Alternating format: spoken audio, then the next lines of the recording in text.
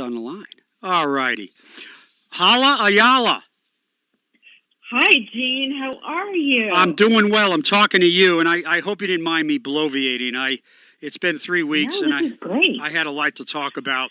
But I'm so glad that you're on the show, and I got a lot of questions to ask you. And I told your fantastic campaign manager, Shannon Kane, hmm that I would throw you to basic questions that I always throw candidates, especially somebody that's crazy enough to run for lieutenant governor of Virginia. Okay, You are know what? you? It takes one to know one, Gene. It takes one to know Hey, one. hey, Hala, I live in a glass house, but here's my Of course. question. Here's my question, and we'll get to Sure. when I first met you. Um, why are you running for lieutenant governor, and what makes you better than the 50 other people running for lieutenant governor? First and foremost, thank you for your question. But I'd like to say, before I even go any further to answer that, I want to say happy Thanksgiving to Yeah. not only you, but all the listeners. I am celebrating too, if I can digress a second, with the election of Biden and Kamala Harris. It just makes my heart sing, even though we're still going through some transitions and difficulties. At the end of the day, our country is going to be quite a different country in the next 6 months. So even though we're facing these challenges, I'm still hopeful and optimistic about the future of our country. So that makes me excited and keep praying every day that, our democracy and thank God for our constitutions are keeping us intact and on the track. But with that, you know what, Gene? I was inspired by you. That's why I'm running. That's Thank why I'm running you. for lieutenant governor. No. Yes. Hey, but Hala, hold on. Time out. I'm glad you were Sure. inspired by me, but I lost. Well, Gene, that's okay. I remember running my first race, and it was for just here for the HOA. Now, I say that, and it's not just here, but in Prince William County, our HOA is one of the largest HOAs on the East Coast. Wow. I mean, it houses about say 2 to 3 people per household.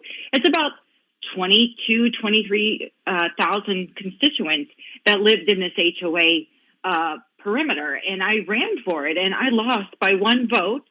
And they classify their votes in 3 different classifications. Not that this is interesting to anyone else but me. And the one vote was 386 votes because they didn't allow the apartment complex, the individuals who didn't pay HOA fees directly. It was one person who owned the complex to make that decide and vote, but yet it counted for 386 votes. Go figure. Oh my God. But so I understand, maybe not at the scale in which you ran, and you did a fabulous job, what it's like to not necessarily make the mark. And sometimes we find that other doors were open. And so that's why I'm glad to be here with you today, that you give us a platform for our voices, but all the inspiring work that you continue to do even beyond this radio show. Well, can I praise you a lot? When I first met you, I think it was in Prince William County. We had an event, and Frank Principe was having his event. I think it was Mm-hmm. April, and you were running against Kenny Bodie, and tough primary. But I Yes. just remember how impressed I was by your thoughts and by your presentation and the issues you were fighting for. Because you're a civil rights person, pay Mm-hmm. equity. You got to, and we'll get into it in a moment. But I got to fast forward. You got the nomination of the Mm-hmm. Democrats, and this is a great vignette for how it's important to go out there and spread the message to everybody, whether they're D or R. Diane Rossi, the great Diane Rossi, and I were canvassing. We're canvassing for you, I know. and I know. your It makes my district. heart sing. You were running against Rich Anderson, and your Mm-hmm. district's a little rural, not is very Yes. rural. And we were down this dirt road with only about 4 or 5 houses, and I mean it was needed some pavement. Yes. And we knocked on a couple doors, and I remember we knocked on this a door of a woman who was about 40. And she answered the door. She had a couple kids, and she Mm-hmm. appeared to be a single mom. and she answered the door. And she goes, "Oh my God! Oh my God!" Because we showed her the literature. "Hala, Ayala, we haven't had a Democrat knock on my door in the 15 years I've lived here." And I Oh said to my. myself, that's a great story because yours was a close race, relatively, but you Yes. beat Rich Anderson. That was a tough race, and that's the message you're doing is you're taking it everywhere, not just the districts or jurisdictions that may be more D than R. To win in Hmm. Virginia, you have to go everywhere. And I just had to throw that story out. I've been dying to tell you about it, but Oh, thank you. That makes my heart sing. oh oh yeah. But I go think ahead. governing, I'm sorry to jump in, but I just, to that point, when somebody says that, that actually makes me a little sad because, governing is not just about a party affiliation. It's about the people that you represent. And, that was one part of that story of running for delegate was that I felt not included in the conversation despite our differences. And that's why it's so important to be a bridge builder, somebody who's going to unite people. You and I may come down, on different sides of the policy issue, but the human part is everyone wants to feel included and welcomed. And we can get quite passionate, as you know, Democrats can. We are very passionate individuals, but Oh at the yeah. end of the day, we're people, we're human, we're Americans, and we should be united under such umbrella. Now I'm going to go to your. I told Shannon I'd throw this question out there too. Okay. If you became lieutenant governor an hour from now, you took the oath, put your hand Hmm. put your hand, raised your right hand, and took the oath.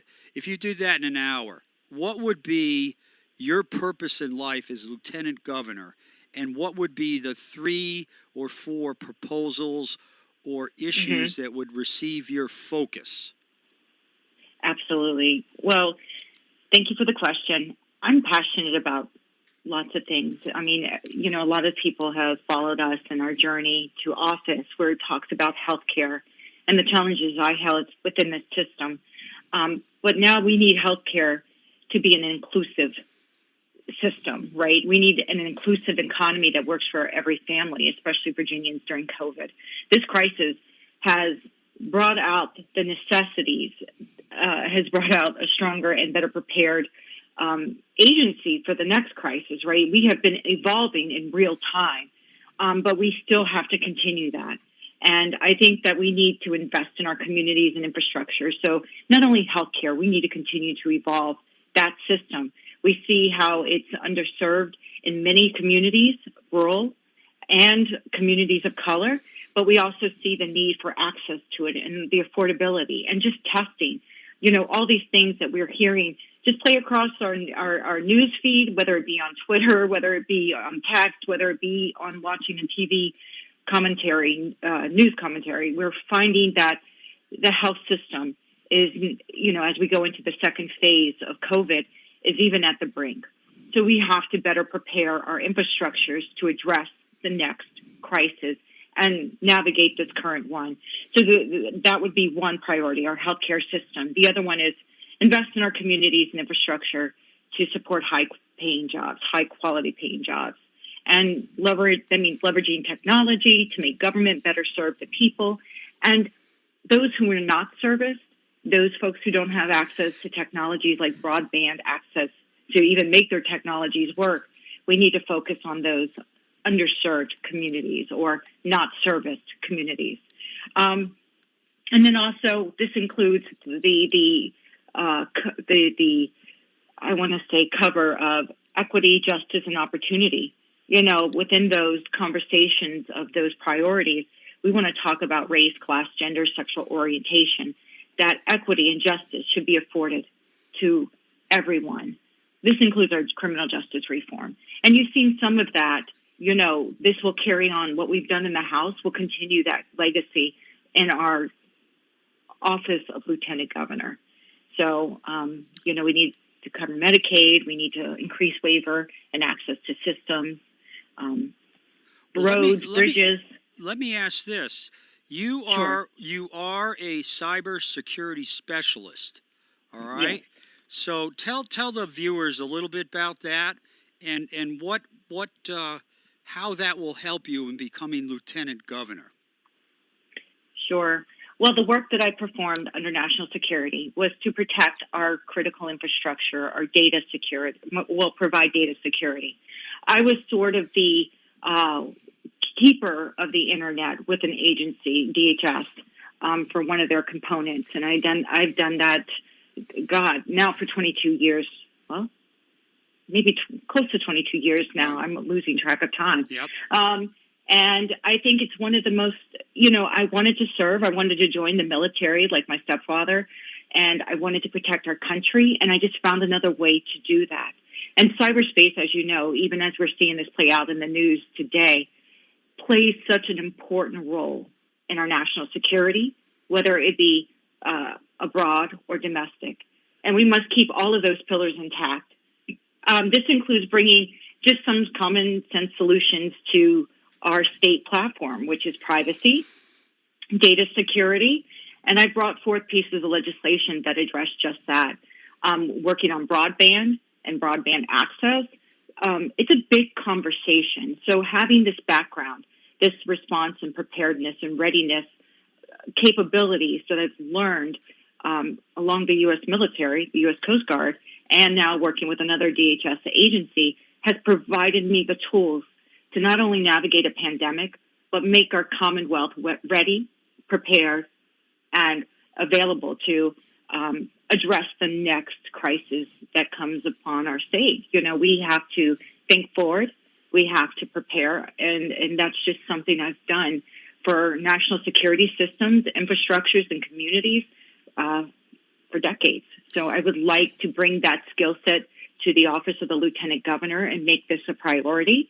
I want to include also additional conversations as our data space, our digital space, I should say, evolves, and look forward to ways with working with the state to provide security solutions to business owners, to our school systems who are now using Zoom online and become vulnerable to attack.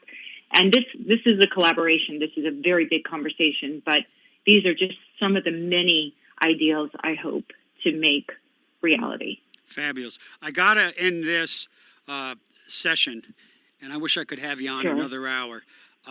If someone wants to give money, say $200,000, not that they would, but hope they would, because there is no limit in Virginia, by the way, how do they donate to your campaign and get information about you? Well, they can go, thank you for asking about that, Jean. They can go to Hala for Virginia, HALAFOR, and then Virginia spelled out, .com, or email us at halaforvirginia@gmail.com. We're always answering, we're always available, and we'll continue that tradition into the office of Lieutenant Governor. This is my last question. I love finding out the backgrounds of people. The positions are great. I always like to know what a person is, where they came from, and who makes them. Could you just tell us a little bit? It's my last question. I love your background, Hala. You graduated from Woodbridge Senior High School. Of course, you're a delegate from Prince William County. You're in your second term. But tell us a little bit about your family's background. Well, I lost my father very early on to gun violence.